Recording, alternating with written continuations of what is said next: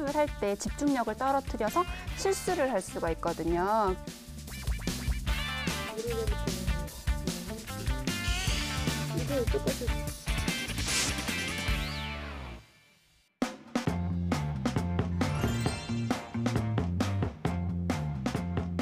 안녕하세요. 즐거운 이야기를 통해 수학의 재미를 찾아보는 수다학입니다. 아이들에게 수학에 관련된 흥미를 불러일으킬 수 있는 방법, 저희 수다학에서 정말 많이 알려드렸었죠. 롤 모델을 찾는 방법, 또 일상생활 속에서 수학과 관련지어서 생각해보는 그런 방법, 또 놀이 수학을 활용하는 방법 등 많이 알려드렸었는데요. 이민아 선생님의 추천 방법도 궁금하거든요. 어떤 게 있나요? 네, 누구나 또 흥미를 가질 수 있는 이야기가 있는데 바로 아이들이 읽는 책을 활용하는 방법이에요. 책을 보면 예를 들어 신데렐라라고 봤을 때 신데렐라가 12시가 되면 집으로 돌아가잖아요. 네. 그런데 이제 11시 50분이에요. 이때 신데렐라가 집까지 가려면 집이 얼마나 떨어져 있어야 할까? 이런 수학적인 문제, 단서를 제공해 주는 거죠. 그럼 아이는 생각할 거예요. 그럼 신데렐라가 100m를 한 20초에 뛰어요. 네, 그러면 빠르진 않네요.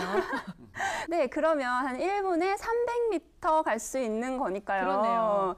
네, 그럼 10분 남았으니 한 3000m 떨어져 있으면 열심히 뛰어서 네. 집에 갈 수 있다는 거죠. 근데 또 다른 아이는 이렇게 얘기할 거예요. 아니, 신데렐라도 사람인데 그렇게 계속 뛸 수는 없죠. 아, 그렇죠. 지치기도 할 거고 쉬었다 가기도 할 거고 나중에는 뭐 100m를 한 30초에도 뛸 거예요. 그러면은 1000m만 돼도 아마 도착을 못할 거다 이렇게 말하는 친구들이 있을 거란 말이죠. 그럼 이제 네. 여기에서 얘가 얼마나 수학적으로 사고했느냐 이런 방법을 알게 된 것이 도움이 되지 않을까 싶어요. 네, 하긴 우리 엄마들은 보통 수학 공부하면 얼만큼 많은 수의 수학 문제를 풀었느냐를 생각하기 쉬운데 이렇게 책하고 연관지어서 생각하면 아이들 입장에서는 훨씬 더 흥미롭고 재미있는 그런 시간이 될 수 있을 것 같아요. 예. 저도 되게 재밌게 생각을 해봤어요. 네. 그 신데렐라 그 다리를 좀 봐야 될 것 같아요. 일단 다리 허벅지가 예를 들어서 우사이 볼튼 다리다. 그러면 100m 한 10초에 뛰거든요. 네, 네. 그럼 또 시간이 많이 또 땡겨지니까 이런 생각도 해봤는데, 그러니까 저랑 좀 통하시는 게 있는 게 저도 이제 이런 생각을 많이 합니다. 아, 그래요? 네. 아이들한테 어떻게 하면 또 재밌게 좀 이런 걸 좀 알려줄 수 있을까 고민을 하면서 뭐 동영상도 보고 책도 보다가 재밌는 걸 하나 찾아왔어요. 오, 진짜요? 일단 보시면 됩니다. 네, 수학 비하인드 뉴스 출발합니다.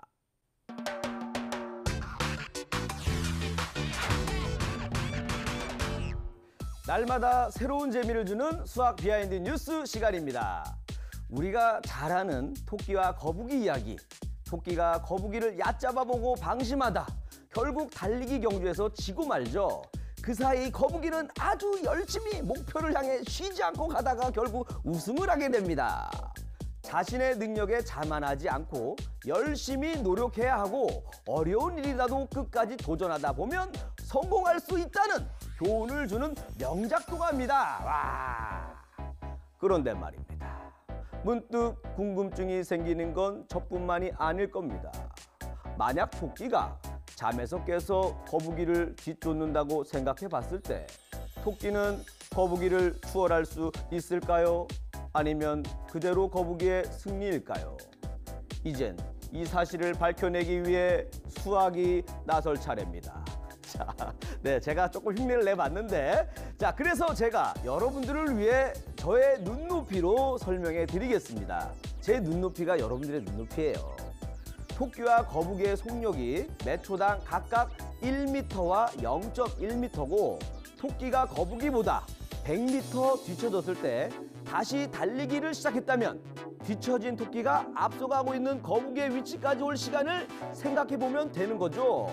이때 빠른 토끼가 느린 거북이를 따라잡는 시간은 점점 줄어들게 된다고 합니다. 이렇게 시간을 계속해서 더하게 되면 약 111.1초, 즉 1분 51초 만에 토끼가 거북이를 채치게 되는 거죠. 거북이 입장에서는 참 허탈할 것 같습니다. 속이 거북할 것 같아요. 자, 만약에 토끼에게 어떤 일이 일어나지 않는 이상 실제로 토끼가 거북이에게 질 일은 없다는 수학적인 결론! 거북이를 보며 희망을 가졌는데 왜 제가 슬프죠? 그래도 거북이의 노력은 우리가 다 알고 있으니까 괜찮습니다. 아무도 의문을 갖지 않았던 동화 속 이야기를 수학적 논리로 풀어본 시간. 자, 여러분들도 동화 속 이야기 새로운 시각으로 재구성해 보는 건 어떨까요? 지금까지 수학 비하인드 뉴스 김일이었습니다.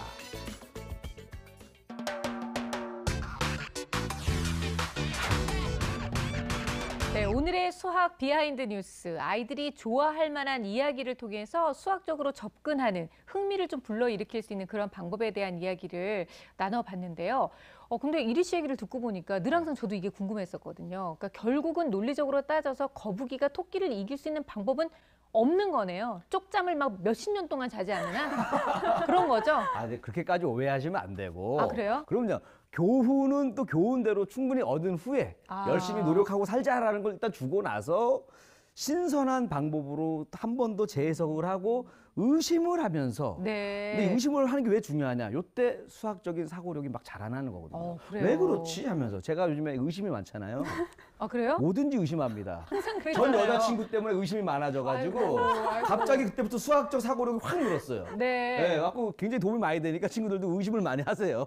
아니 근데 이 얘기를 들어보면 뭐 동심 파괴를 할 수 있을지는 모르겠지만 그래도 아이한테 뭔가 논리적으로 계속해서 사고할 수 있는 그런 긍정적인 부분은 있는 것 같은데요, 선생님. 토끼와 거북이 말고도 어떤 이야기하고 좀 접목시켜서 생각해 볼 수 있을까요? 뭐 얘기는 아주 많이 있을 것 같아요. 근데 오늘 뭐 제가 얘기해주고 싶은 건 헨젤과 그레텔. 헨젤과 그레텔. 거기 보면 이제 조약돌 같은 거 그리고 빵 부스러기를 이렇게 떨어뜨려서 집을 찾아오는 그런 얘기 있잖아요. 네. 그런 얘기도 이게 과연 가능할까 이런 거 한번 생각해 보는 것도 좋을 것 같아요. 진짜요. 그리고 좀 의심이 좀 되는 게 왜냐면 요즘에 등산하시는 분들 많거든요. 네. 산 다니면서 뭐 이렇게 쓰레기나 뭐 떨어져 있으면 다 치우시는 분들이 있어요.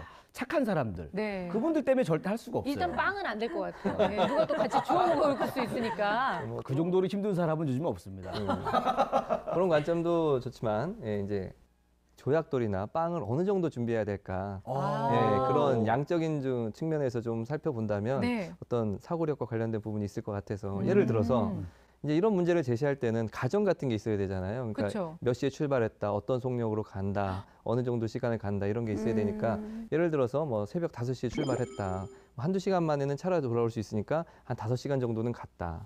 이런 가정을 해주고 뭐 그러면 애들이 걸어갈 네. 시간이 있을 것이고 그러면 돌아올 거리가 계산이 되잖아요. 예를 들어서 5시간 정도 갔다면 보통 어른들이 1시간에 4km 정도 간다고 해요. 그러면은 산길이고 하니까 더 적게 뭐 2km로 잡아준다고 하더라도 5시간을 갔으면 한 10km 정도 되는 거예요, 대략. 그러면 거기에 조약돌 요만한 거를 좀 떨어뜨리고 돌아온다고 한다면 네. 예를 들어서 잘 보이게 떨어뜨린다. 5m 간격으로 떨어뜨린다 한다면 2,000개가 필요한 거죠. 네. 2,000개가. 네.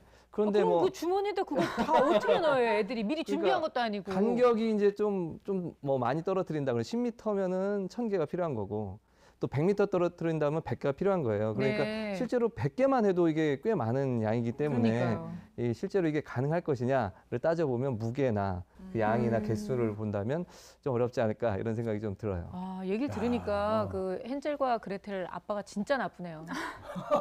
정말 나쁜 사람 같아요. 그러니까요. 아니 그 우리가 뭐 만화 같은 거 많이 보면 아니 그 드래곤볼 7개 모으기도 그렇게 힘들어 죽겠는데 그렇죠. 조약도 애들이 그 네. 2,000개를 그거 모으는 시간도 시간이지만은 또 힘들어가지고 그러니까요. 그 마동석 정도 되는 팔뚝이면 몰라도 그거 다 갖고 있을 수가 없습니다. 아니 그리고 애 바지 주머니가 커봤자 얼마나 크다고. 게다가 이게 돌로 끝나는 게 아닙니다. 여기 또 빵도 나오잖아요. 맞아요. 예, 그러니까 그 빵을 이제 준비하면 어느 정도를 또 준비해야 될까를 아까랑 비슷하게 계산을 한다면 한 번 뭐 뜯어내는 어떤 부피를 1세제곱센티미터 정도라고 한다면 아까 2,000번 정도 뜯어내야 됐거든요. 그러니까 2,000번 정도를 뜯어내려면 자, 소인수분해 해보면은 20 곱하기 100 혹은 또 이제 20 곱하기 10 곱하기 10 하니까 가로, 세로, 뭐 높이 이렇게 해가지고 10, 20 정도 하면 이 정도 크기가 되는 거예요. 굉장히 큰 빵인데요, 그러니까 좀, 생각보다. 이 정도 크기가 나오니까 이걸 이 주머니에다 넣고 다니기는 숨기기에는 좀 어렵겠죠. 예. 그러니까 선생님 얘기를 들어보면은 이 수학적인 생각으로 이 동화를 읽다 보면 완전히 새로운 스토리의 동화가 나올 것 같아요. 뭐 이런 거지. 예를 들어서 헨젤은 공사장 인부에게 전화를 했어요. 아저씨 올 때 리어커드 가져오세요. 왜냐하면 돌을 200개를 실어야 되거든요. 2,000개. 아, 2,000개죠. 맞아. 너무 많아 진짜 2,000개는. 2,000개를 해야 돼요. 게다가 빵도 날라야 되니까 한 사람 더 데려오세요. 그 사이에 저는 최단 경로를 수학적으로 계산하고 있을게요. 이렇게 수학 내용이 완전 바뀌는 거잖아요. 아니 그렇게 하면 교훈도 없고 감동도 없고 머리만 아프죠. 그러니까요. 뭐 이야기라고 따지면 교훈을 주기 위해서 또 상상력을 자극하기 위해서 이렇게 실현 불가능한 이야기를 만들 수는 있겠지만 아마 오늘 이 방송을 보면 아이들이 아 맞아 그때 읽었던 이 책을 이렇게 수학적으로 한번 생각해 볼 수도 있겠네라고 할 것 같거든요. 또 어떤 이야기가 있을까요, 선생님? 헨젤과 그레텔을 쓴 그림 형제의 또 다른 동화 라푼젤 다 아시죠? 아, 라푼젤. 라푼젤 하면 네. 긴 머리카락을 탑 밑으로 내려서 왕자가 그 머리카락을 잡고 이렇게 탑 위로 네. 올리는 그런 내용이에요. 근데 과연 이 라푼젤의 머리의 길이가 어느 정도 되길래 그렇죠. 이 또 그 탑은 높이가 어느 정도 되길래 이런 궁금증을 갖고 동화를 보면 재미있는 계산을 해볼 수가 있어요. 그리고 왕자가 별로 무겁지 않은가 봐요. 뭐 그럴 수 머리가 안 되겠죠. 왕자가 삐쩍 말라 있는 거 아니에요? 그러니까 일단 뭐 라푼첼이 이 왕자를 만났을 때가 12살이에요. 12살 동안 머리를 한 번도 안 자르고 이 머리카락을 계속 길렀다. 그럼 어느 정도 길이가 될 것인가? 하루에 사람이 머리카락이 자라는 그 길이가 약 0.4mm 정도 된다고 합니다. 네. 그러면 라푼젤의 나이가 12살이고 365일간 쭉 자랐으니까 얼추 계산해 보면 네. 한 1.75m 정도 네. 되는 거죠. 그러면 성인 남성 네. 키 정도가 돼요. 아니 그러면 성이 너무 낮은 거 아니에요? 성이 아닌데요. 1층 집인데요, 그냥. 성이 안 차는데요? 아니 근데 밑에서 또 왕자가 네. 팔을 딱 벌려서 이렇게 오. 잡아야 되니까 아. 왕자의 키도 계산해야 되겠죠. 한 150, 네. 왕자는 조금 더 크지 않을까요? 그래서 왕자가 손을 다 뻗었으니까 2m는 좀 안 된다. 네. 그렇게 했을 때도 합치면 한 3.7m 정도 아마 이 정도 높이였겠다. 야. 그러면 라푼젤이 도망치기는 좀 높은 높이이고 또 그냥 웬만한 사다리 놓고 올라갈 수 있는 그러니까요. 네. 네, 높이이기도 그러니까 하죠. 왕자가 무슨 뭐 호빗 마을의 무슨 왕자가 아닌 이상은 보통 웬만한 사람이면 사다리 정도 타면 올라갈 거리고 아니 정말 환상이 그리고- 확 깨지네요. 그리고 그렇게 아끼는 공주면 자기가 클라이밍 같은 걸 배워가지고 암벽을 타야죠. 그 머리를 잡아 당겨갖고 올라갈 리가 어디 있습니까? 아마 네. 그런 면에서 아마 라푼젤이 왕자한테 좀 감정이 쌓일 수밖에 없을 거예요.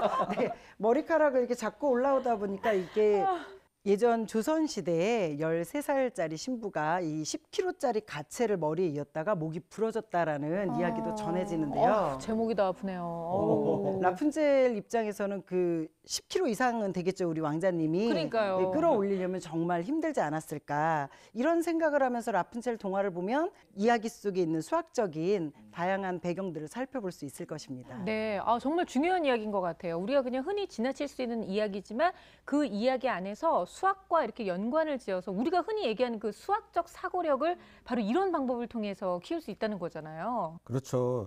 그 저는 있잖아요. 그 또 만화를 보면서 네. 좀 궁금했던 게 있었어요. 그 톰 소요나 아톰, 특히 뭐 피구왕 통키 이런 애 보면은 몸에 비해서 눈이 굉장히 커요.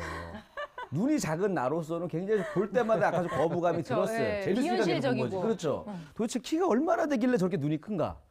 특히 이제 로버트 태권브이 같은 그런 생각 할수 거 있겠네요. 보면은 어마어마하게 크단 말이에요. 과연 키가 몇 센치일까? 좀 궁금한 생각이 많이 들었거든요. 사실 그런 궁금증도 수학적 추론이나 계산을 통해서 우리가 알아볼 수가 있거든요. 나온 장면 몇 가지만 봐도 우리가 유추를 할 수 있는데요. 왜 태권브이 보면 여기 제비호 있잖아요. 이마에. 네, 거기 사람이 그 타는 사람 거 아니에요? 타는 조정석인데 그 조정석에 사람이 탄다고 생각했을 때 한 제비호 높이가 2m 정도라고 생각을 하고 그 제비호가 여기 딱 들어가 있거든요. 그쵸. 그러면 이마가 한 2.5m? 로버트 그렇죠, 태권브이의 넉넉하게. 2.5m가 될 거예요. 그럼 이제 비례식을 세울 수가 있거든요. 사람의 이마 길이가 대부분 한 11cm거든요. 사람의 이마 길이 대 사람의 키는 로버트 태권브이 이마 길이 대 로버트 태권브이의 키가 키. 되겠죠. 네, 하면 키를 구할 수가 있거든요. 또 다른 방법도 있어요. 그 사람이 대부분 사람들이 한 6등신 정도 되겠죠? 네. 6등신. 좀 찔려서 그런데 좀한 칠- 8등신으로 그래요? 해주세요. 6등신이요? 6등신 정도 된다고 봤을 때 네. 이마 길이가 2.5m였으니 이마, 코, 턱 해서 또 3분의 1이잖아요. 그럼 곱하기 3 하면은 7.5m 정도 얼굴 길이니까 곱하기 6 하면 로버트 태권브이의 키는 대략 45m 정도다라고 우리가 딱 계산을 할 수가 있거든요. 오, 근데 네. 중요한 거는 로버트 태권브리 키가 얼마다 이거보다는 이런 문제를 통해서 얼마나 논리적으로 수학적으로 우리가 단서를 제공한 거를 가지고 활용할 수 있느냐, 생각해 볼 수 있느냐 이런 게 중요한 것 같아요. 네. 좀 더 이런 이야기를 통해서 접근을 하게 되면 수학도 재미있게 배울 수가 있겠죠. 저희가 일상생활 속에서 수학과 관련지어서 뭐 얘기도 많이 하고 좀 이렇게 생각을 많이 하도록 노력해라라는 조언은 항상 해드렸었는데 아이들이 흔히 읽는 동화나 만화를 통해서도 이렇게 수학적 사고력을 키울 수 있다는 사실 오늘 수학 비하인드 뉴스에서 알려드렸으니까 집에서도 많이 실천해 보시기 바랍니다. 근데 오늘 얘기하면서 생각해 보니까요, 아이들이 이런 의문을 가질 때 항상 쓸데없는 생각하지 말고 그냥 보라고 이런 얘기를 되게 많이 했던 것 같은데 이런 쓸데없는 생각 속에 수학적 사고력이 숨겨져 있다는 거를 잊지 말아야 할 것 같습니다.